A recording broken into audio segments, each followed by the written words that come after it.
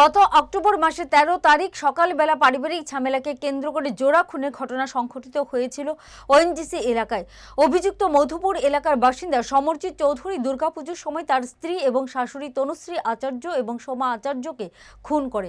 অভিযুক্তের ফাঁসির দাবিতে আজ এলাকাবাসী আদালত চত্বরে বিক্ষোভ প্রদর্শন করে। প্রসঙ্গত, সমরজিৎ ভৌমিকের সঙ্গে তার স্ত্রী তনুশ্রী আচার্যের বনিবনা ছিল না। দুর্গাপুজোয় তিনজন ছেলে বন্ধুর সঙ্গে স্ত্রীকে ঘুরতে দেখে পেশায় মাংস ব্যবসায়ী দা দিয়ে কুপিয়ে শাশুড়ি এবং স্ত্রীকে হত্যা করে। পরবর্তী সময়ে পুলিশ আটক করে সমরজিৎ ভৌমিককে এবং নির্দিষ্ট ধারায় মামলা নেয়। আজ আদালত চত্বরে এলাকাবাসী তার ফাঁসির দাবি জানায়। আমার বোনেরে আমার মারে আমার বোন জামাই মার্ডার করছে 13/10/2024 বাড়ির দিকে হেরম বাড়ি সে মধুপুর আর নেতাজি নগর ওএনজিসি নেতাজি নগর এসে মার্ডার করছে। ওরা সরকারের ত্রিপুরা সরকারের কাছে কোর্টের বিতরণের কাছে আমরা একটু শক্ত বিচার চাই। হ্যাঁ যেমন বেলেও যেমন না বাড়িতে পারে, হ্যাঁ বেলে বাইরে আরো 2-4 জনকে মার্ডার করবো।